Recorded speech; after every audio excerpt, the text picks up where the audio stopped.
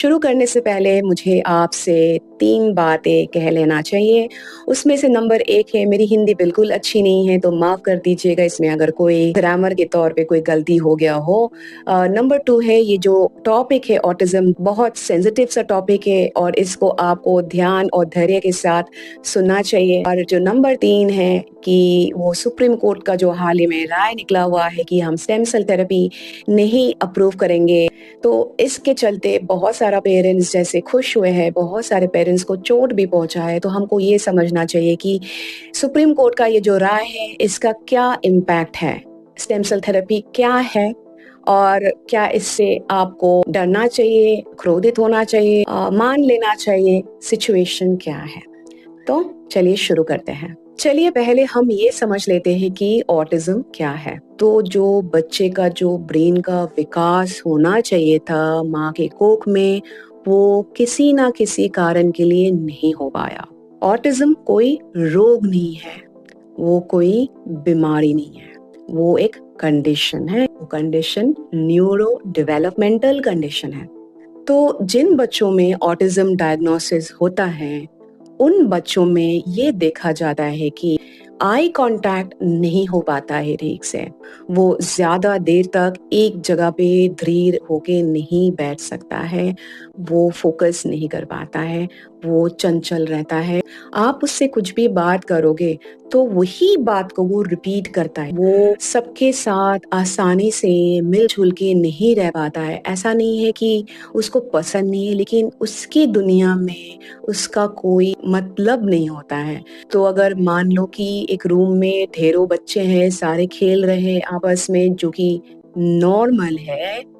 आपके बच्चे को अगर ऑटिज्म है तो वो शायद उन बच्चों के साथ रह के मिल के जुल के नहीं खेल पाएगा। वो कहीं कोने में जाके अपने ही वर्ल्ड में खो के कुछ वो करता रहेगा। और ढेरों सारे लक्षण होते हैं ऑटिज्म के बच्चों में, जो आप कंसल्टेशन के थ्रू पता लगा सकते हैं, क्योंकि हर एक बच्चे को एग्जैक्टली सेम लक्षण नहीं होता है। किसी बच्चे को अगर ऑटिज्म है, उसको डाउन सिंड्रोम भी हो सकता है, उसको हम बोलते हैं इंटेलेक्चुअल डिसेबिलिटी, वो भी हो सकता है, और उसको बहुत सारे कंडीशंस हो सकता है जो ज्यादा से ज्यादा ब्रेन रिलेटेड होता है। और ऐसा भी हो सकता है कि उसको ऑटिज्म है, उसको ये सारे कंडीशन नहीं है, या तो है और साथ में उसको डाइजेशन की प्रॉब्लम है, खाने में रुचि की इश्यू है,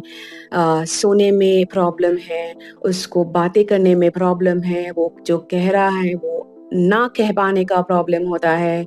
वो बच्चे को ऐसा भी हो सकता है कि वो बहुत कम बात करता हो, या तो वो बहुत ज्यादा बात करते हो, जिसको हम जनरली मानते हैं कि वो नॉर्मल है। लेकिन हमको ये देखना चाहिए कितना स्वाभाविक है और कितना अस्वाभाविक है। ठीक है, कितना नॉर्मल है, कितना नॉट नॉर्मल है। अब नॉर्मल नहीं, नॉट नॉर्मल। नॉर्मल क्या है कि ज्यादा से ज्यादा हम अपने आस पड़ोस में जो देखते हैं, अगर उस नॉर्मैलिटी के साथ आपके बच्चे में उतने सारे नॉर्मल बिहेवियर, नॉर्मल चलने का तरीका, नॉर्मल बात करने का, बिहेव करने का तरीका अगर नहीं है, तो मतलब वो ये आपके आसपास का जो नॉर्मैलिटी है वो उस नॉर्मैलिटी में नहीं आता है, वो उसके बाहर में है। लेकिन बाहर में होने का ये मतलब नहीं है कि बस आप ही के बच्चे को ऐसा कंडीशन है, ये दुनिया भर में ह्यूज पॉपुलेशन है। ठीक है, अगर 10 में से एक बच्चे को ऑटिज्म है या तो 2 बच्चे को ऑटिज्म है, तो आप सोचिए लाख या करोड़ों में कितने बच्चे को ऑटिज्म हो सकता है। और ऑटिज्म के साथ साथ बाकी कंडीशंस भी हो सकते हैं। ऑटिज्म के साथ ऐसा भी हो सकता है कि किसी को हेमोफीलिया है, कि उसका ब्लड अगर निकलता है वो तो निकलता ही रहता है, वो रुकता नहीं है अपने आप, है ना। तो वो तो और भी क्रिटिकल सिचुएशन हो जाता है, वो सारे फिजिकल सिचुएशन में चला जाता है। तो बात बहुत कॉम्प्लिकेटेड है, हम घर में बैठ के इसका हिसाब नहीं लगा सकते। इसलिए मैं सजेस्ट करती हूँ कि आप एक साइकाइट्रिस्ट, साइकोलॉजिस्ट या तो आप जनरल फिजिशियन के पास चले जाइए, उनको डायग्नोसिस करने दीजिए और उसके हिसाब से आप ये समझने की कोशिश करिए कि क्या तरीके से आप आपके उस बच्चे को ज़्यादा से ज़्यादा सपोर्ट दे सकते हैं, ताकि कुछ रोज का जो आदतें हैं जो एक बच्चे को ओवर टाइम सीखना चाहिए, जानना चाहिए ताकि उसकी परवरिश में कोई प्रॉब्लम ना हो। आपको ये देखना चाहिए कि अगर वो रूठा हुआ है तो वो किस बात पे रूठा हुआ है। बहुत टाइम में वो नहीं कह पाएगा, लेकिन आपको हाल नहीं छोड़ देना है। आपको पेशेंस के साथ वैसे बच्चे को अप्रोच करना है। ठीक है? आप गुस्सा हो ही सकते हो क्योंकि आपकी ज़िंदगी में बहुत स्ट्रेस हो जाता है इस कारण के चलते। आपकी ज़िंदगी में शायद और बाहर का भी स्ट्रेस है, आपकी खुद की ज़िंदगी का स्ट्रेस है। लेकिन ये सबके ऊपर है आपके बच्चे का इंटरेस्ट, और कभी भी अगर आप कंट्रोल नहीं कर पाते हो, तो आप अपने लिए एक साइकोलॉजिस्ट का हेल्प ले लो। वो आपको बता देगा तौर-तरीका, जिसके साथ आप अपने मन को भी हल्का रख सकते हो और उससे आप ढेरों सारा सपोर्ट अपने बच्चे को कर सकते हो। तो अभी हम ये डिस्कस करेंगे कि ये ऑटिज़्म का शुरुआत कहाँ पे होता है। ऑटिज़्म का शुरुआत बेसिकली एक माँ के कोख में होता है। माँ के कोख में बच्चे का जो ब्रेन है, अगर वो सही रूप से डेवलप नहीं हो पाता है, विकास नहीं हो पाता है, तो बच्चा जब डिलीवरी हो जाता है, फिर 2 से ढाई साल की उम्र से लेके आपको उन सारे लक्षण जो मैंने ऑलरेडी डिस्कस कर चुका है, वो आपको देखने के लिए मिलने लग जाएगा। ठीक है? तो इसमें क्या वो सारी चीज़ें हैं जिससे माँ के कोख में बच्चे का ब्रेन डेवलप नहीं हो पाता है? ढेरों सारे रीज़न्स हो सकता है कि माँ को सही पुष्टि नहीं मिला है, माँ को सही तरीके का खाना नहीं मिला है, माँ का कोई गलत आदत हो जैसे कि धूम्रपान करना या तो दारू पीना, इससे भी बच्चे को अफ़ेक्ट हो सकता है। अगर माँ को कोई स्ट्रेस मिलता है अपने परिवार से या तो परिवेश से, माँ के कोख में बच्चे का ब्रेन का डेवलपमेंट ना हो पाना कुछ भी कारण हो सकता है। जैसे कि अगर वो पोल्यूशन वाले एरिया में अगर रहता है तो उसका भी इन्फ्लुएंस हो सकता है। माँ जो पानी पी रही होती है उसका भी इन्फ्लुएंस हो सकता है। माँ अगर कोई दवाई ले रहा होता है, माँ का मानसिक अगर हालत ठीक नहीं होता है, वो जिस घर में वो शादी किया हुआ है, अगर उस घर में किसी को कोई मानसिक बीमारी है, किसी को अगर कोई भी स्ट्रेस है, कुछ भी हो सकता है जिससे कि एक वो जो आइडियल जो सिचुएशन है वो माँ के कोख में बच्चे को नहीं मिलता है। जीन का सवाल है, वो पापा की तरफ से भी आ सकता है, मम्मी की तरफ से भी आ सकता है। ठीक है?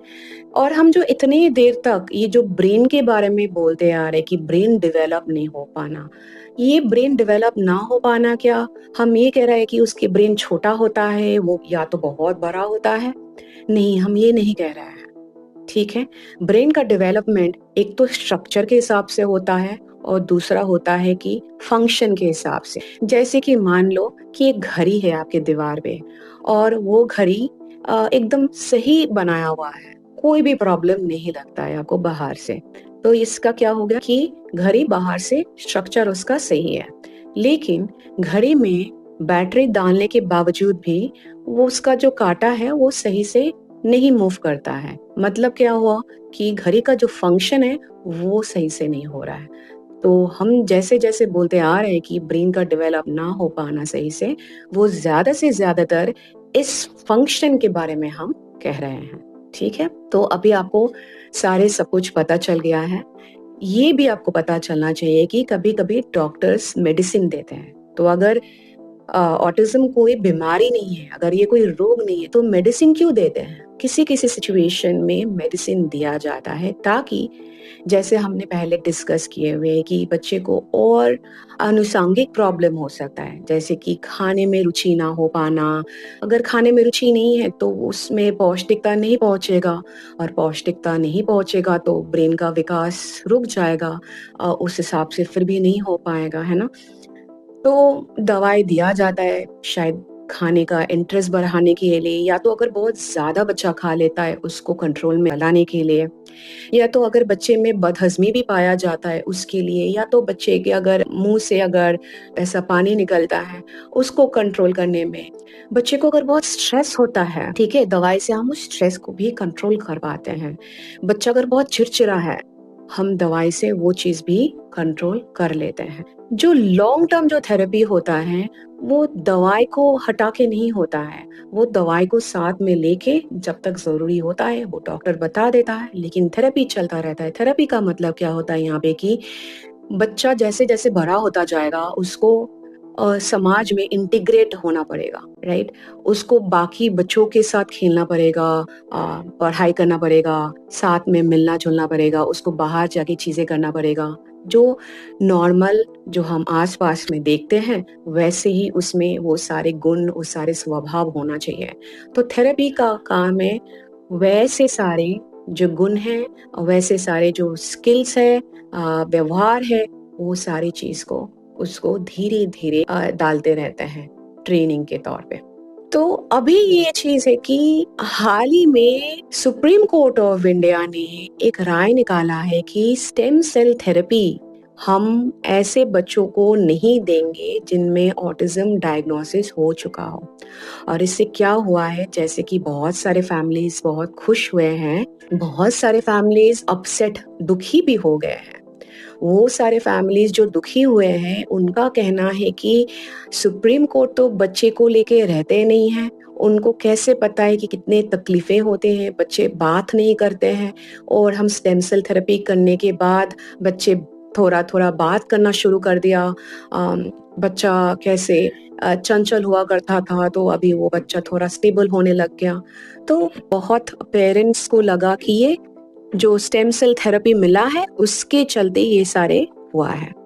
और बहुत सारे पेरेंट्स का खुशी होने का मतलब ये है कि उनको शायद बताया गया था कि आप स्टेम सेल थेरेपी कर लो और वो किए और उसका कोई अच्छा बेनिफिट नहीं मिला।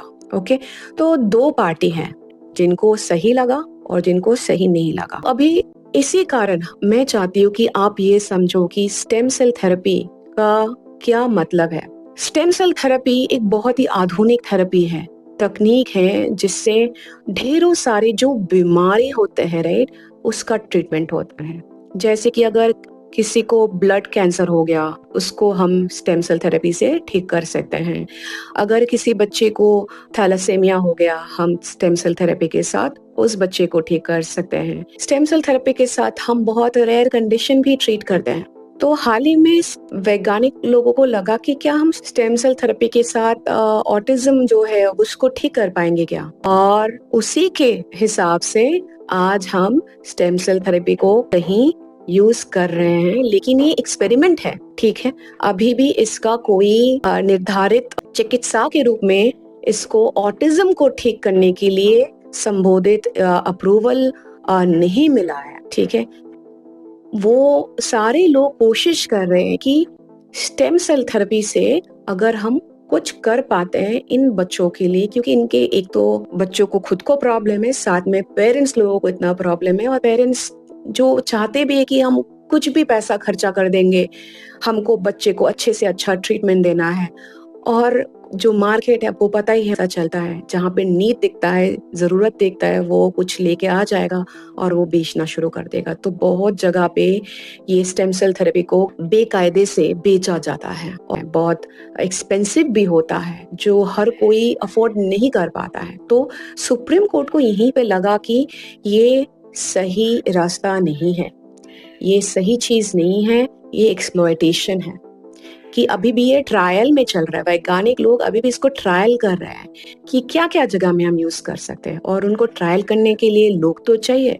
तो जो लोग यूज कर रहे हैं, जो लोग कह रहे हैं कि हम बेनिफिट देखे हैं, उनको ये भी पता नहीं कि क्या बेनिफिट उनको मिलना चाहिए था और उसको मिला क्या है, किस चीज में वो स्टेम सेल थेरेपी एक्चुअली काम किया है।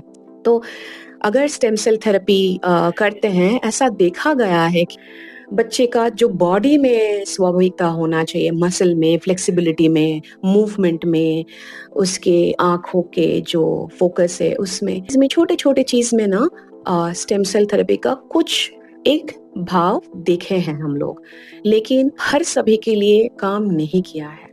क्योंकि आपको पता ही है ऑटिज्म कोई बीमारी नहीं है ना। अगर बीमारी नहीं है तो हम उसको थैलेसेमिया जैसा, ब्लड कैंसर जैसा कैसे ट्रीट करेंगे। हो सकता है कि अगर बच्चे में ऑटिज्म है, उसका जो और आनुषंगिक जो कंडीशंस है, शायद उस कंडीशंस में थोड़ा रिहाई मिलने से पेरेंट्स को लग रहा है कि शायद स्टेम सेल थेरेपी कम कर गया है बच्चा में। ऐसा नहीं है। तो ये चीज़ आपको समझाना था मुझे और मैंने कोशिश किया अ, अपने हिसाब से। मैं आशा रखती हूँ कि आपने ये समझ लिया और आप इस बारे में कहीं से भी कोई भी गलत इन्फॉर्मेशन, कोई भी दबाव में नहीं आएंगे और कोई भी मुश्किल है तो आप डॉक्टर का सलाह लेंगे, आप साइकोलॉजिस्ट का सलाह लेंगे।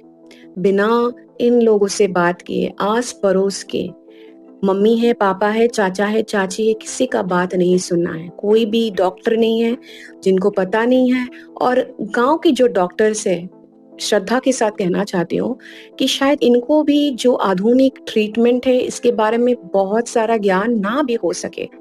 तो आप अच्छे जगह में जाइए, अच्छा साइकोलॉजिस्ट के साथ बात कीजिए कि शहरों के जो बड़े-बड़े हॉस्पिटल्स है, गवर्नमेंट हॉस्पिटल्स, वहाँ पे जाके बात कीजिए, उनका सलाह लीजिए और मैं मानती हूँ कि आपको बहुत सपोर्ट मिल जाएगा। धन्यवाद सुनने के लिए, खुश रहिए।